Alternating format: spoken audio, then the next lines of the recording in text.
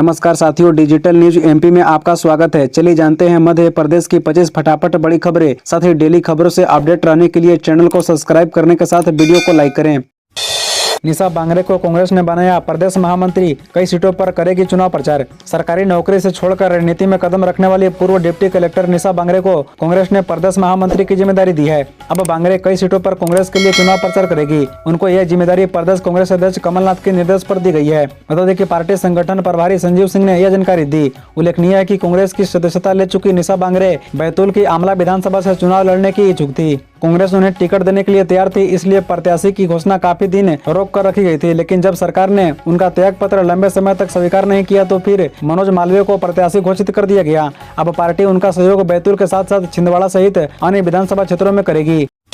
इंदौर की राव विधानसभा सीट से कांग्रेस प्रत्याशी जीतू पटवारी के भाई ने किया सरेंडर, कोर्ट ने भेजा जेल। इंदौर शहर के राव विधानसभा सीट से कांग्रेस उम्मीदवार और पूर्व मंत्री जीतू पटवारी के भाई नाना पटवारी को कोर्ट ने गुरुवार को जेल भेज दिया है। नाना पटवारी ने अपने 3 अन्य साथियों के साथ थाना राजेंद्र नगर पहुंचकर सरेंडर किया था। चारों आरोपी साल 2017 में किसान आंदोलन के दौरान दर्ज मुकदमे के बाद से ये फरार चल रहे थे। पुलिस ने इनकी गिरफ्तारी के लिए अस्थायी वारंट भी जारी किया था। बता दें कि एडिशनल डीसीपी राजेश दंडोतिया के मुताबिक साल 2017 में किसान आंदोलन के दौरान जानलेवा हमला करने की कोशिश की थी। इस वारदात में मौजूदा एमएलए और राव कांग्रेस कैबिनेट जीतू पटवारी के भाई नाना पटवारी और उसके अन्य साथियों के खिलाफ मामला दर्ज किया था, जिसके बाद से ये चारों आरोपी फरार चल रहे थे।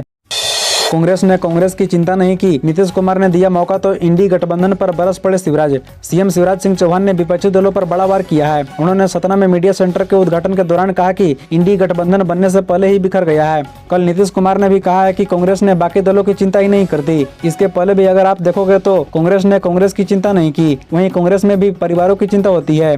बता दें कि सीएम शिवराज सिंह चौहान ने कहा कि सोनिया गांधी बेटा और बेटी को स्थापित करने में जुटी है। इसी परंपरा को कमलनाथ निभा रही हैं। वो अपने बेटे को स्थापित करने में जुटे हैं। उनके बेटे तो टिकट भी अनाउंस करते हैं। साथ ही उन्होंने कहा कि कांग्रेस के नेता तो जय बीरू की जोड़ी बता रही हैं। अब ये जोड़ी जय बीरू की जोड़ी नहीं है, बल्कि एक फिल्म आई थी मेरे अपने, जिसमें श्याम और छीनू की जोड़ी दोनों अपने अपने मोहल्ले में कब्जे के लिए लड़ते थे। कटनी में बोले शिवराज, लाडली बहना योजना नहीं, जिंदगी बदलने का अभियान है। कटनी के मुलवारा में जनसभा को संबोधित करते हुए सीएम शिवराज ने कहा कि लाडली बहना योजना नहीं है, ये जिंदगी बदलने का अभियान है। 1,32,00,000 बहन है मेरी, मैं सौभाग्यशाली हूँ। सीएम ने कहा कि कांग्रेसी परेशान है, मेरा श्राद्ध तक कर दिया। कमलनाथ कहते हैं कि कौन सा पाप किया था कि सरकार गिरा दी। उन्होंने संबल योजना बंद कर दी, लैपटॉप छीन लिए, तीर्थ दर्शन यात्रा बंद कर दी। बता दें कि इससे पहले छतरपुर में सभा को संबोधित करते हुए सीएम ने कहा कि प्रदेश के कोने कोने तक सड़क, बिजली, पानी पहुँचाने के साथ साथ नागरिकों के जीवन को सुखद बनाने का अथक प्रयास जारी है। विकास का हर प्रण पूर्ण होगा और हर चेहरे पर मुस्कान भी होगी। निश्चय ही हमारा संकल्प शीघ्र सिद्ध होगा। शिवराज सिंह चौहान के दोस्त के बेटे ने बीजेपी से दिया इस्तीफा, निर्दलीय हर्षवर्धन चौहान लड़ेंगे चुनाव। एमपी विधानसभा चुनाव में नामांकन वापस करने के आखिरी दिन बड़ा उलटफेर हुआ है।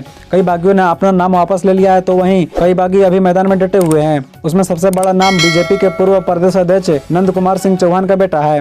बता दें कि नंद कुमार सिंह चौहान सीएम शिवराज सिंह चौहान के दोस्त भी रहे हैं। उनके बेटे हर्षवर्धन सिंह चौहान ने बीजेपी से इस्तीफा दे दिया है। साथ ही बुरहान से निर्दलीय चुनाव लड़ने का मन बना लिया है। हर्षवर्धन ने नामांकन के आखिरी दिन बीजेपी से इस्तीफा दिया है। साथ ही उन्होंने ऐलान कर दिया है कि कई लोग मुझे फोन कर रहे हैं, सभी लोगों से मैं यही कह रहा हूं कि आप मुझे आशीर्वाद दें। आपको बता दें कि बुरहान से बीजेपी ने अर्चना चिटसिन को उम्मीदवार बनाया है। वहीं इस सीट पर हर्षवर्धन सिंह चौहान ने दावेदारी कर रहे थे। हर्षवर्धन सिंह चौहान को उम्मीद थी कि पिता के निधन के बाद खंडवा लोकसभा से उन्हें टिकट मिलेगा, लेकिन पार्टी ने विधानसभा चुनाव में भी उन्हें टिकट नहीं दिया।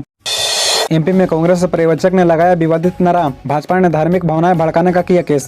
मध्य प्रदेश विधानसभा चुनाव में एक बार फिर भाजपा और कांग्रेस भगवान राम, माता सीता और हनुमान जी के अपमान को लेकर आमने सामने हो गई है। दरअसल 30 अक्टूबर को कांग्रेस प्रत्याशी की नामांकन रैली में कांग्रेस पर्यवेक्षक मोहन तिवारी ने कार्यकर्ताओं में जोश भरने के लिए भगवान राम का जयकारा लगाया, लेकिन उनकी जबान फिसल गई और उनके मुँह से सियावर रामचंद्र की जगह सियापति हनुमान की जय नारा निकल गया। अब इस बात पर भाजपा ने बिना मौका गवाए कांग्रेस को घेरा। भागवत दल प्रदेश प्रवक्ता से लेकर स्थानीय नेताओं तक ने इसे सनातन धर्म का अपमान बताया। भाजपा ने इसकी शिकायत पुलिस में की, जिसके बाद कांग्रेस पर्यवेक्षक पर धार्मिक भावनाएं भड़काने का मामला भी दर्ज हो गया। अब बता दें कि इधर कांग्रेस नेता और खंडवा में बतौर पर्यवेक्षक आए महाराष्ट्र के मोहन तिवारी ने कहा कि भाजपा मुख्य मुद्दों से ध्यान हटाने के लिए इस तरह की बातों को उछालती रहती है। हालांकि उन्होंने कहा कि उनसे गलती हुई है, जिसके लिए वो क्षमा भी मांग चुके हैं।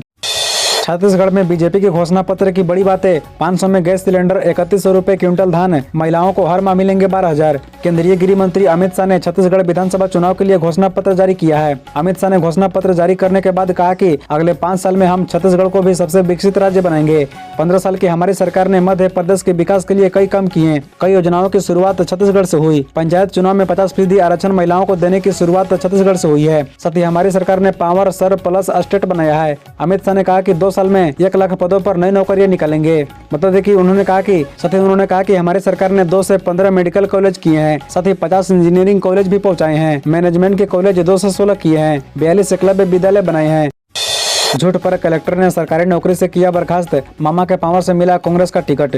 ड्यूटी कलेक्टर से इस्तीफा देने वाली निशा बांगरे कांग्रेस में टिकट से वंचित रह गई है। वहीं नौकरी से बर्खास्त एक अधिकारी को कांग्रेस से टिकट मिल गया है। हम बात कर रहे हैं मुरैना जिले के राजस्व निरीक्षक के पद पर रहे राहुल सिंह की। राहुल सिंह पर सरकारी सेवा के दौरान कई आरोप लगे। इसके बाद उन्हें सरकारी सेवा से बर्खास्त कर दिया गया है। अब कांग्रेस ने उन्हें भिंड जिले के मेहगांव विधानसभा से उम्मीदवार बनाया है। अब चर्चा है कि राहुल सिंह को यह टिकट मामा की ताकत पर मिला है। बता दें कि मेहगांव उम्मीदवार राहुल सिंह नेता प्रतिपक्ष डॉक्टर गोविंद सिंह के भांजे हैं। वहीं टिकट हासिल करने से पहले राहुल सिंह अपनी नौकरी से इस्तीफा दिया था। उनका इस्तीफा स्वीकार नहीं किया गया है, बल्कि राहुल सिंह को मुरैना कलेक्टर अंकित अवस्था ने नौकरी से ही बर्खास्त कर दिया। नौकरी से बर्खास्तगी के साथ ही राहुल सिंह को कांग्रेस ने अपना प्रत्याशी घोषित कर दिया है।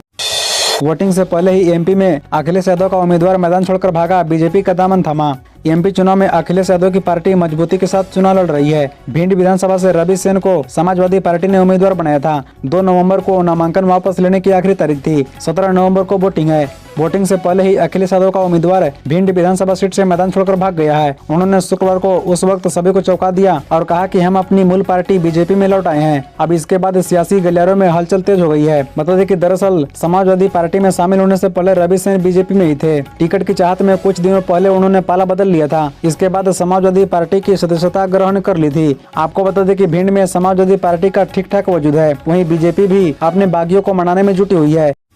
ज्योतिरादित्य सिंधिया के गढ़ में बीजेपी को बड़ी राहत, नए सर्वे में इतनी सीटें जीतने का दावा। मध्य प्रदेश विधानसभा चुनाव को लेकर इस बार सबसे ज्यादा फोकस ग्वालियर चंबल क्षेत्र में है। यही वही इलाका है जहां से 2020 में बगावत की आग उठी थी और कमलनाथ की सरकार गिर गई थी। 2020 में उपचुनाव भी हुए और बीजेपी ने अच्छा प्रदर्शन किया था। अब 2023 में ग्वालियर चंबल क्षेत्र को लेकर जितने भी सर्वे रिपोर्ट सामने आई है उसमें से बीजेपी को सबसे ज्यादा नुकसान होते दिखाया गया है। हालांकि 3 नवंबर को पेश किए गए एक सर्वे रिपोर्ट में बीजेपी को बड़ी राहत का दावा किया गया है। ग्वालियर चंबल केंद्रीय मंत्री ज्योतिरादित्य सिंधिया का गढ़ है। यहाँ से नरेंद्र सिंह तोमर, बीडी शर्मा और नरोत्तम मिश्र जैसे नेता भी आते हैं।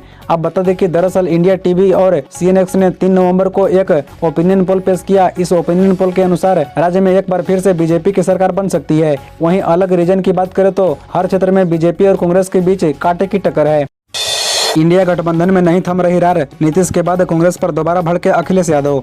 विपक्षी दलों के नए बने इंडिया गठबंधन की गांठ चुनाव से पहले ही ढीली पड़ने लगी है। नीतीश कुमार के बाद अब इस गठबंधन के एक और सहयोगी अखिलेश ने भी कांग्रेस पर सवाल उठाने शुरू कर दिए हैं। मध्य प्रदेश विधानसभा चुनाव के लिए छतरपुर के चांदला में समाजवादी पार्टी प्रत्याशी के समर्थन में चुनाव प्रचार के लिए पहुंचे सपा अध्यक्ष अखिलेश यादव ने शुक्रवार को कहा कि कांग्रेस और बीजेपी में फर्क नहीं है। अखिलेश यादव ने कहा कि समाजवादियों की लड़ाई अलग है, ये कांग्रेस और बीजेपी के लोगों के बीच की लड़ाई है। उन्होंने कहा कि अगर सिद्धांत और कार्यक्रम के रूप में देखोगे तो ये दोनों दल एक जैसे हैं। जो पहले कभी बीजेपी में थे वो कांग्रेस में पहुंच गए और जो कांग्रेस में थे वो बीजेपी में पहुंच गए। उन्होंने कहा कि ऐसा करने से क्या बदलाव हुआ, कोई मुझे बताएं। इसलिए बदलाव के लिए और एक नए रास्ते के लिए मैं आपसे अपील करने आया हूँ। शिवपुरी में बोले सिंधिया, भाजपा खाते में डाल रही 57,000 रुपए, कांग्रेस आई तो लॉक हो जाएगा। केंद्रीय मंत्री ज्योतिरादित्य सिंधिया ने शुक्रवार को खरई में आम सभा को संबोधित किया। सभा में सिंधिया ने अधिकांश समय भाजपा सरकार की और उनके द्वारा जिलों को दी गई सौगातों की ही बात की। सिंधिया ने भाजपा सरकार की उपलब्धियां गिनाते हुए कहा कि किसान सम्मान निधि से 12,000, पत्नी लाडली बना है तो 15,000, बेटी लाडली बना है तो 15,000, बहू भी लाडली बना है तो 15,000, इस तरह 57,000 कमल का फूल आपके खातों में डाल रहा है। यदि कांग्रेस की सरकार आई तो यह लॉक हो जाएगा। बता दें कि सिंधिया ने लाडली लक्ष्मी योजना से लेकर लाडली बना योजना तक बालिकाओं और महिलाओं के लिए चल रही योजनाओं की जानकारी दी। उन्होंने कहा कि कांग्रेस की सरकार आई तो इन सभी को बंद कर देगी। अपने भाषण के दौरान सिंधिया कांग्रेस पर कम हमलावर दिखे और उपलब्धियों की अधिक बात की। उज्जैन के बड़नगर में कांग्रेस के नुकसान तो नगदा और महिदपुर में बीजेपी को टक्कर देंगे बागी। त्रिकोणीय मुकाबले ने चुनाव को बनाया रोचक।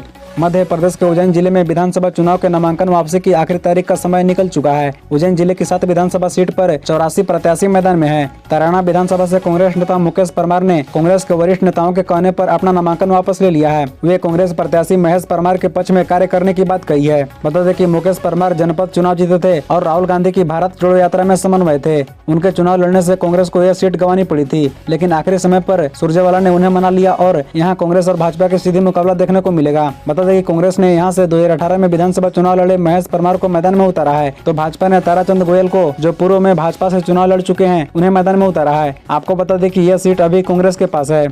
इसी तरह रोजाना खबरों से अपडेट रहने के लिए इस चैनल को सब्सक्राइब कर बेल आइकन को भी प्रेस कर दीजिए। धन्यवाद।